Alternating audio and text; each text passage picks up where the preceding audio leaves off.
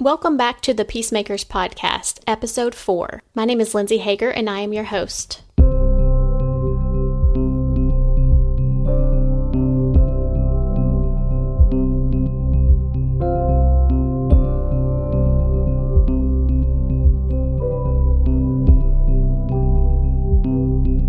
So I am recording this on April the 9th, and so that means that we are about a month into our quarantine since we've been just going through everything with the COVID-19 situation we have here in our world here at this time. But I did record a video and I wanted to give you an update on our family and what's been taking place with us and just some of my process through that as a type 9.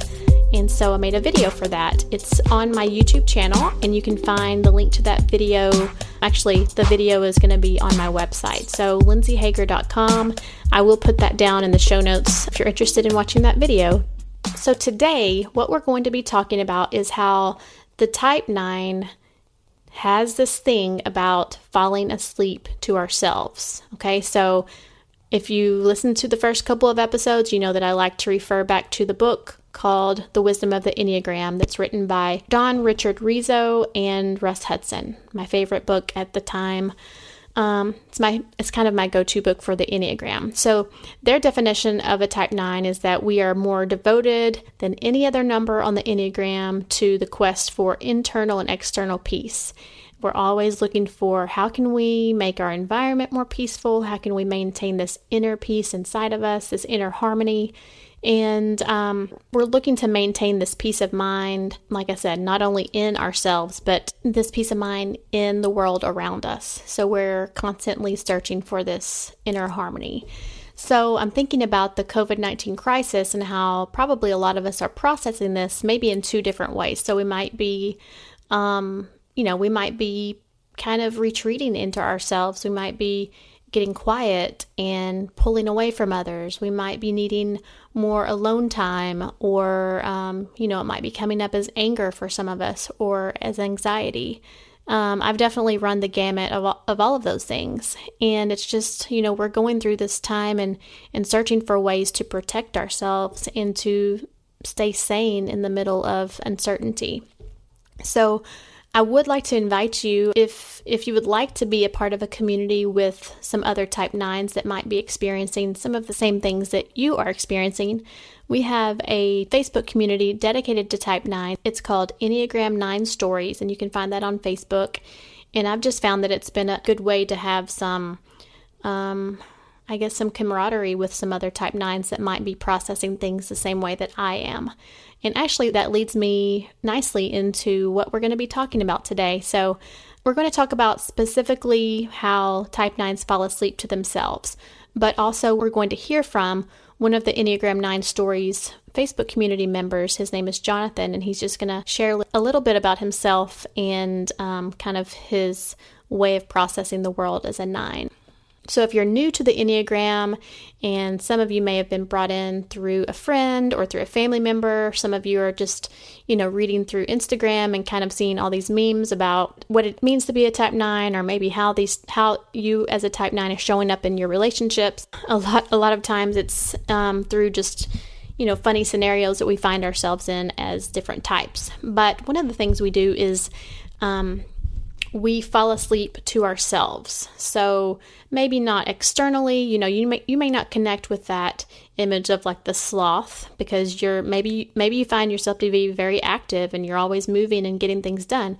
But what we're doing is we're falling asleep internally to our own needs. So for me, that looks like, Rizzo and Hudson, the authors of that book I mentioned, they say that as children, we did not learn how to assert ourselves adequately into our environments. So for me, this looked like fading into the background of my family. I was the youngest child and I got a lot of attention, but I guess something about in some way I was still holding myself back, or just kind of a lot of times would just be quiet when I was with my family. I even remember I was probably like 4 or 5 and being in the car with my family, and we had a station wagon, and I was sitting in the back. I actually may have even been like in the complete back of the station wagon before, like, wearing seatbelts was like recommended.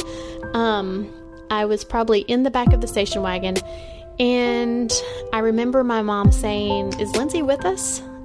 Is Lindsey here?" Because I was just so quiet. And I remember being like, "Yeah, I'm here," or "I'm back here." But that was just one example of how I would just retreat into my mind. I would stare out the window.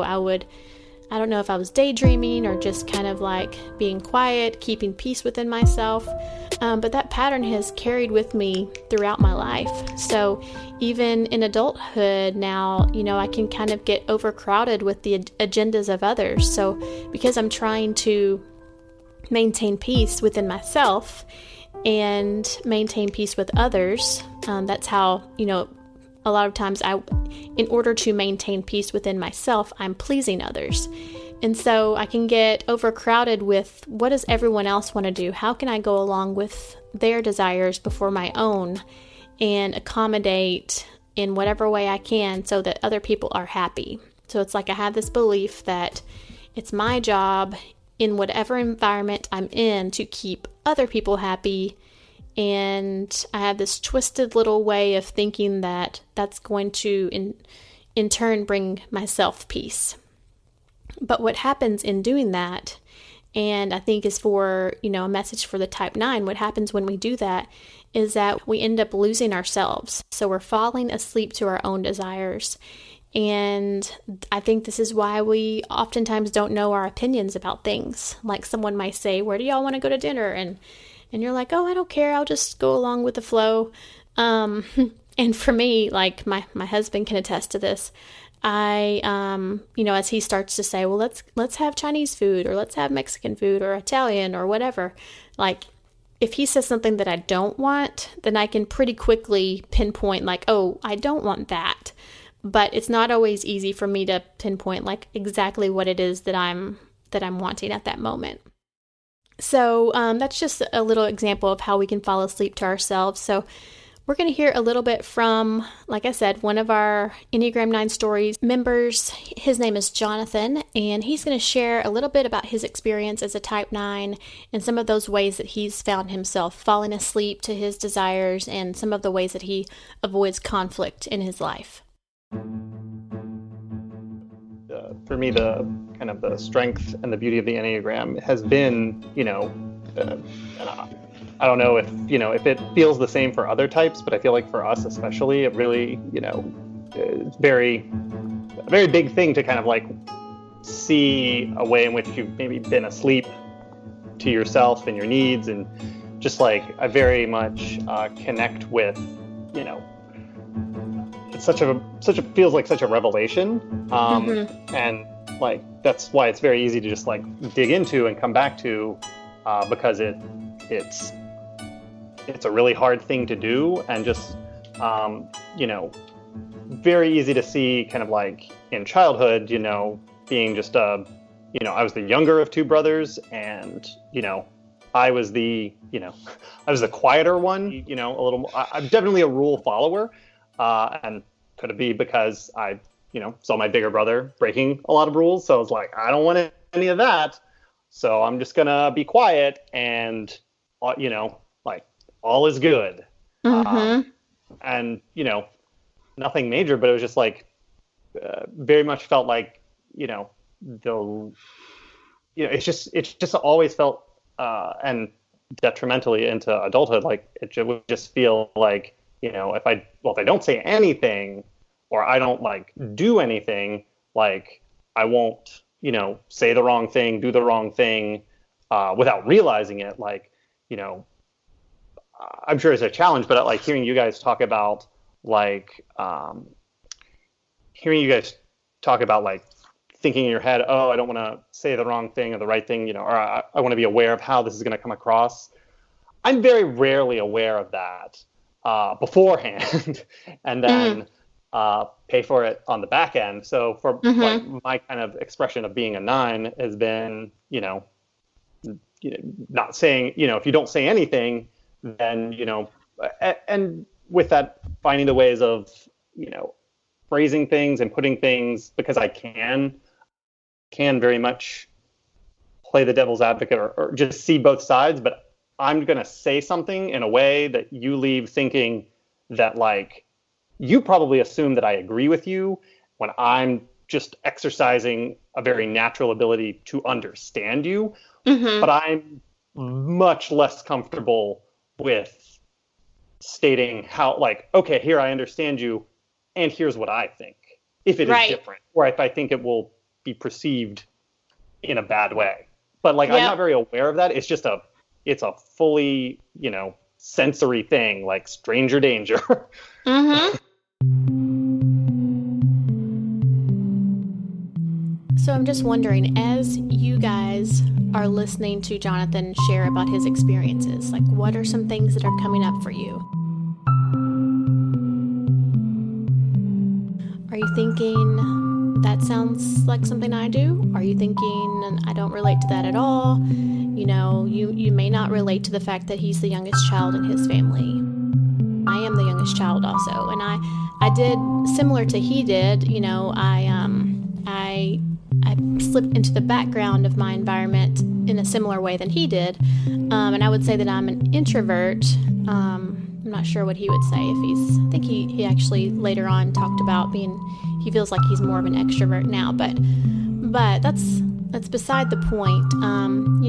It doesn't matter if you're introvert or extrovert, or if you were the youngest child in your family. When we're looking at the Enneagram, we're looking more at those motivations. So I hear him talk, and I hear other Enneagram 9s talk about how they are holding themselves back, how they feel like they, hold their opinions back for the sake of others, or they're kind of like editing what they're going to say so that they don't ruffle feathers of the person that's with them. But what starts to happen when we do this over and over and over again, like I said earlier, is that we lose ourselves. So for years, I have wanted to start something. I've wanted to put myself out there in a way that was either through a business or through writing or starting a blog, or, just in my community, wanting to start like a book club or something where I could hear others talk about their lives and share some of my experiences with others. But, what I've done is just not done anything. I've just put others' desires above my own. I have felt like I'm not qualified enough to do that. I don't know enough, or, I'm not a great speaker, or, I haven't had that experience that may, why would anyone want to listen to me? And what I'm finding out about myself through the Enneagram and through learning more about being a type 9 is just the thing I've been doing, because I'm a peacemaker, is looking for peace and trying to come about getting that peace in the wrong way.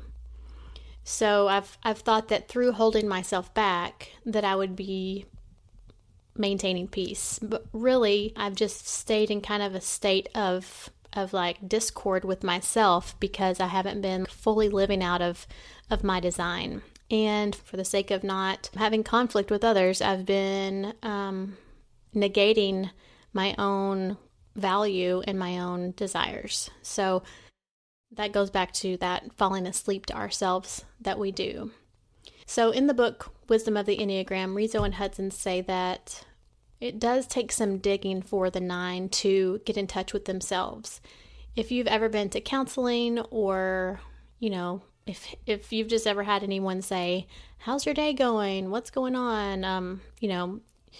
Just kind of someone checking in on you, your go-to answer or your go-to feeling may be, I'm fine, everything's good, or, it's been a pretty good day. And I'll just say it for myself. That's what I've done. I've just said, like, yeah, today's a good day. But if they were to press further and ask, like, well, what's been good about it? And if they got me talking more, if it was someone that I trusted, then eventually I would get down to more of like how am I feeling? Whenever I've gone to counseling some in my life for some stuff in the past, and I remember my counselor, it would take me like 30 minutes almost for my counselor to figure out what was going on with me. And it wasn't that I was hiding it on purpose. it was just, there were like 3 layers of talking that I needed to get through before I could actually recognize what it was that I was feeling, or what it was that I was, going through. So I don't know. I also can equate that to like if I go and get a massage, it takes me a good like 30 minutes to feel like I'm even like relaxed enough to enjoy the massage. So if anybody's out there thinking about getting me a massage, you can make sure it's a 90-minute one, please. Just kidding. I just want to say, if you're in a relationship with a 9, then that might be a little heads up for you, that you might not want to take the easy answer. If you ask them how are they doing and they just say fine, or it's been an okay day, or kind of give the, yeah, it's great. Ask them more. Go to the next question. What is great about it? Or, why is it that you're fine and not great? Or, how could you be better? And just dig more and more and more, because it might not be that they're holding back on purpose. They just may not be in touch with what it is that they're really feeling. And if you're a 9, I just want to say that something I'm learning about myself as I'm walking forward in this journey of sharing my voice and putting myself out here like this, what I'm learning is that I have value.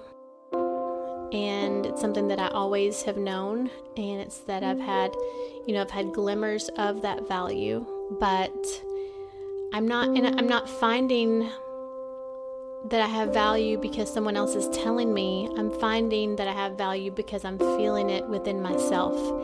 And I'm feeling that value within myself the more that I keep pushing through, and kind of like pushing through some of those fears that I have had. And, I may have been saying I'm not qualified enough to do this, or what if no one listens, or, what if I ruffle some feathers? All of those things may be true.